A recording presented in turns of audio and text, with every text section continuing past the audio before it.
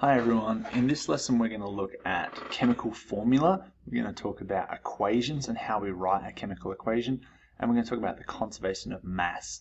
This is going to tie in with our balancing equation stuff, and we'll talk about how we write the equation and then how we make sure it's balanced, so we'll get to that. The first thing for this lesson is a polyatomic ion. So previously we talked about what an ion is, and that's just an element or an atom that has gained a charge. So it's either gained electrons or it's lost electrons, and as a result of that it has become positively or negatively charged. So a polyatomic ion is an ion that contains more than one atom. These do not tend to break apart during the chemical reactions, and the charge applies to the total of the atoms in the formula. So an example of this would be something like copper nitrate, which is Cu+, and we add it to the nitrate, which is NO3-. So the NO3- here is a polyatomic ion. So this is an ion, a nitrate ion. It's a negatively charged, but it's not just one element. Whereas here, this is what we've talked about. This is just a copper ion. This would be like a monoatomic, if we wanted to, for the sake of using the word. And in this case, there's two of them, and that's why we call it poly. So it's poly, it's two or more, and it has a total negative charge. So some examples of this are what we see here. So you've got ammonium, NH4+. So see, it's got a nitrogen and a hydrogen, and the whole thing has a positive charge.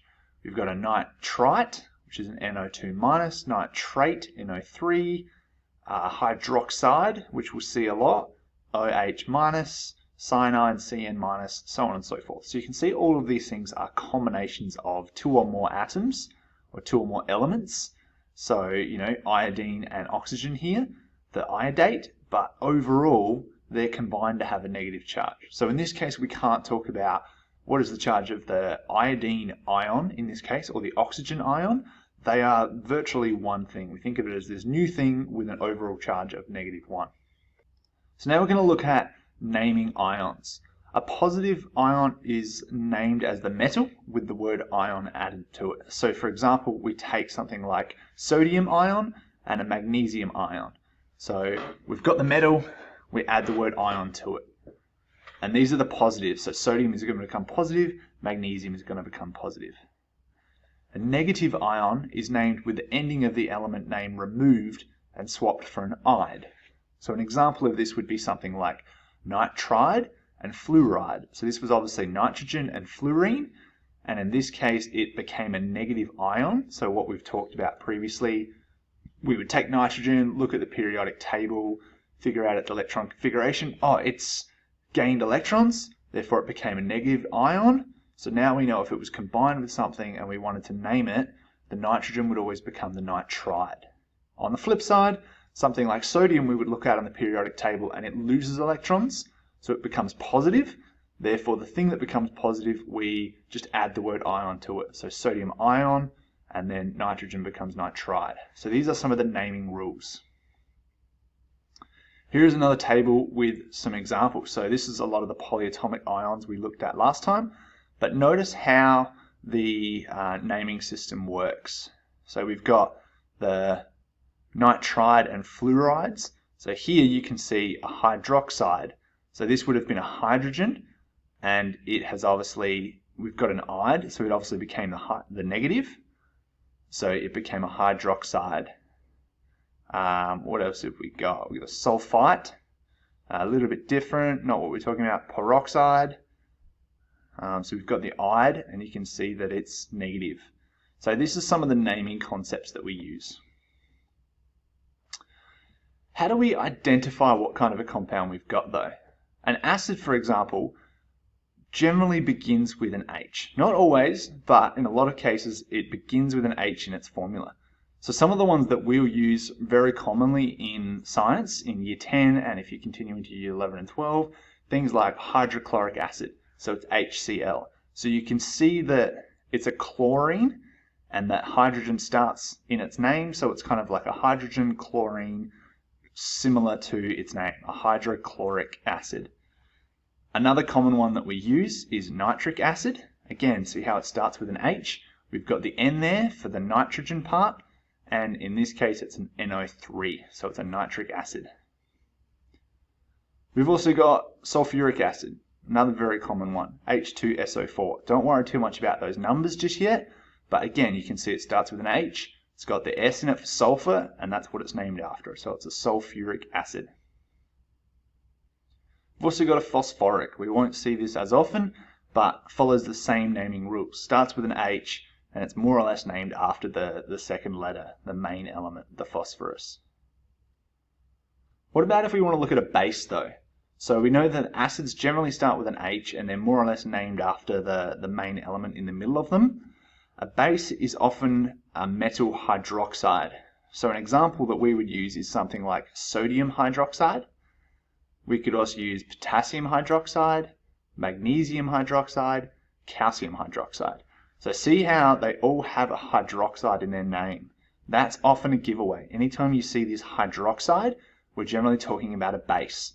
And it's always a metal. So it's a sodium metal, potassium metal, magnesium metal, calcium metal. And we've got this OH in some form.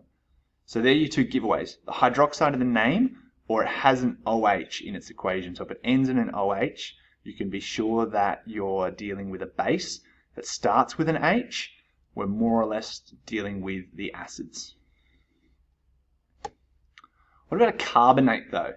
So what a carbonate actually is more or less carbon and oxygen, and there's different variations. You can have carbonites, etc., but we'll just deal with carbonates. A carbonate contains CO3.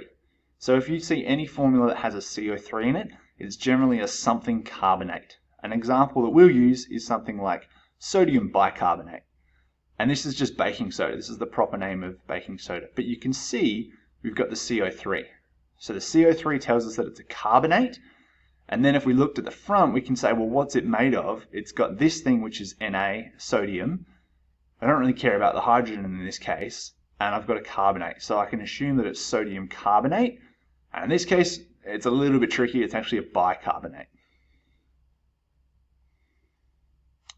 This example, though, is just a sodium carbonate because it's just got sodium and it's got the CO3 carbonate. So I could call this one a sodium carbonate. And again, it's got CO3, it must be a carbonate.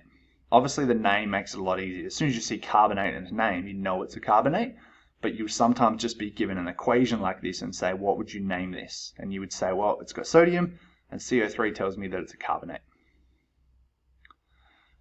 State symbols. These are the next piece that we're looking at in terms of how we write things.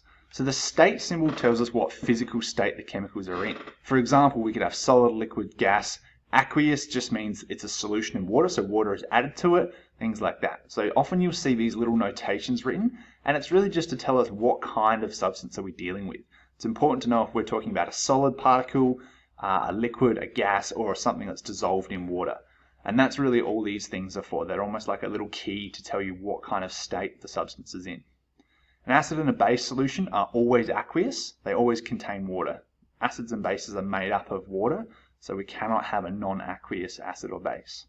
An example of that would be sodium hydroxide, which has reacted with a solution of hydrochloric acid to give a solution of sodium chloride. So we start off with sodium hydroxide, we add it to hydrochloric acid.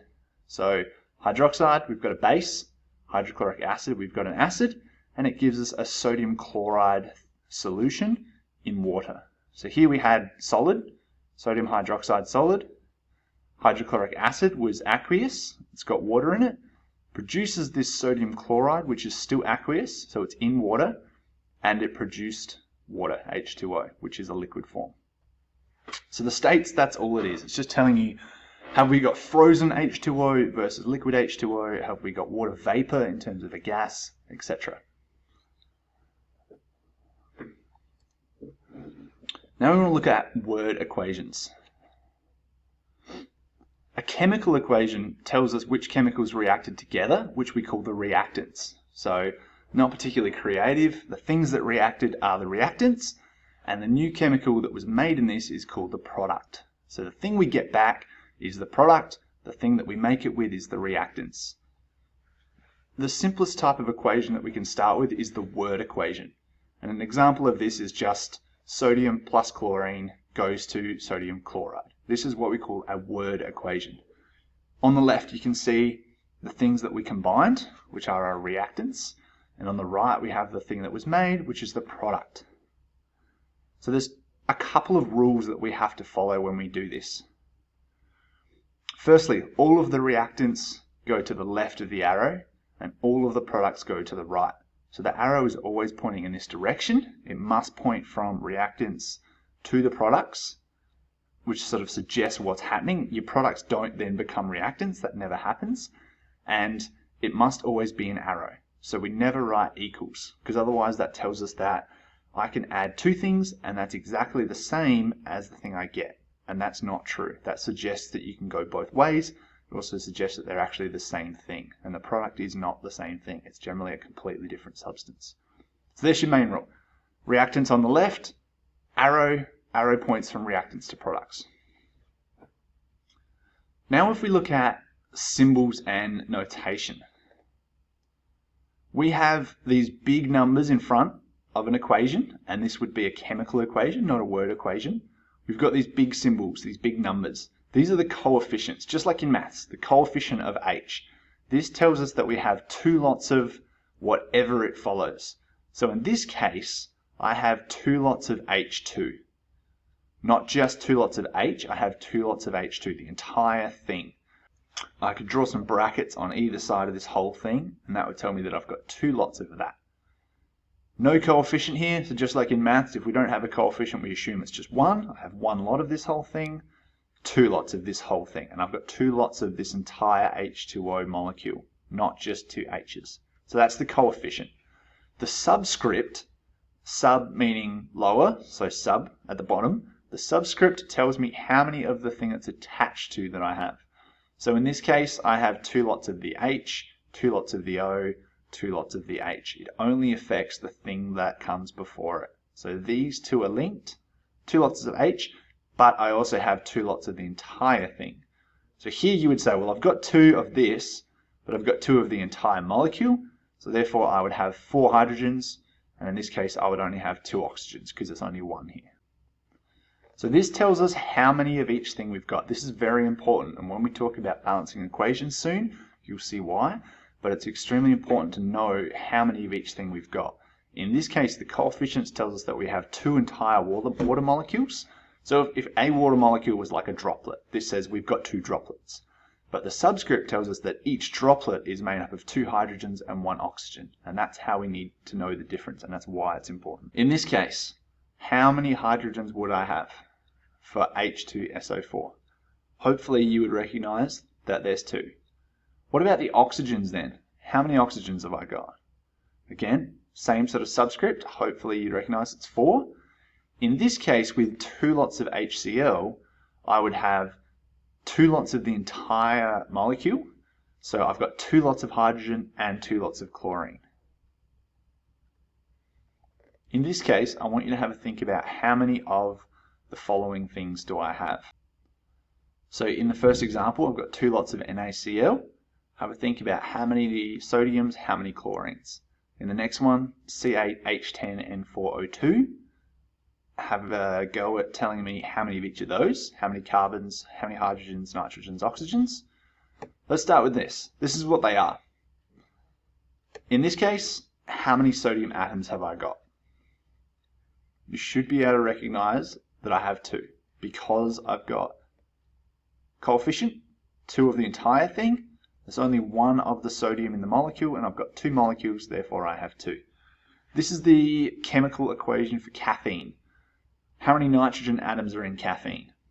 Hopefully, you said 4. What about this one?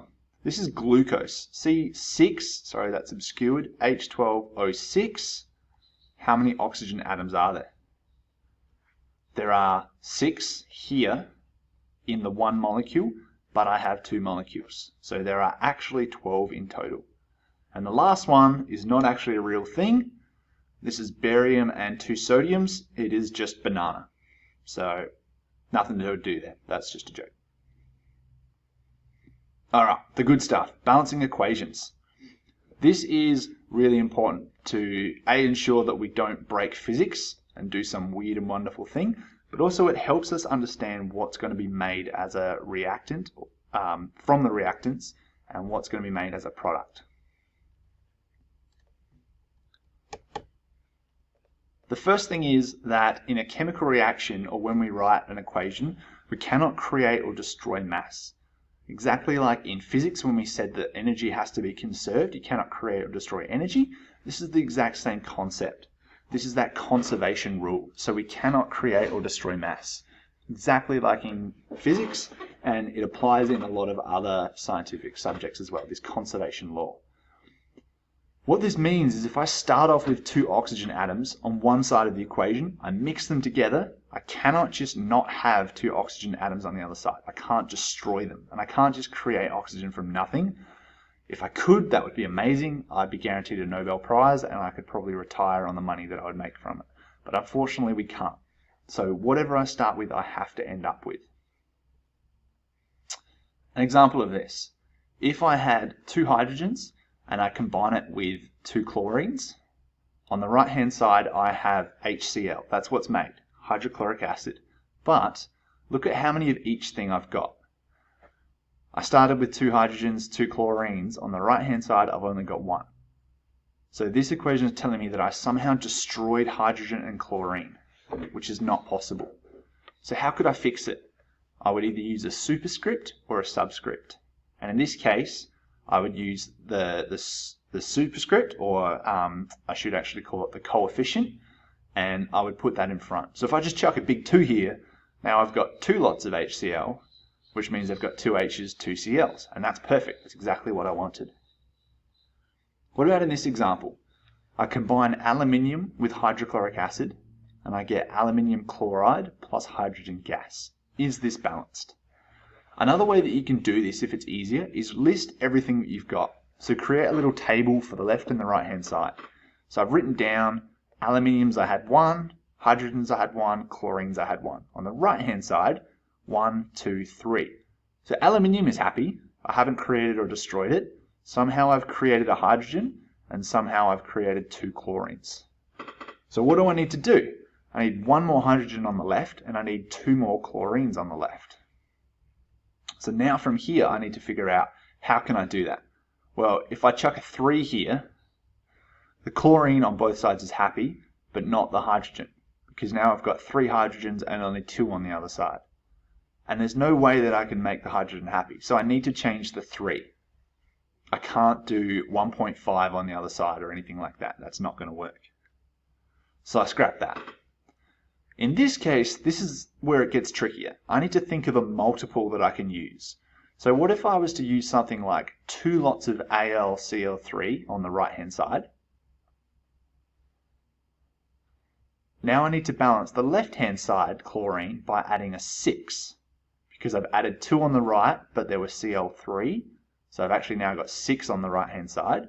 So if I chuck a big 6 here, chlorine is good again. Aluminium I have 2. So what do I need to do? I need 6 hydrogens on the right hand side, but I can do that because I can chuck a 3 there and that'll give me 6. So far chlorine is good, hydrogen is now good. The only thing that is not is I've got 2 aluminiums and 1 on the left.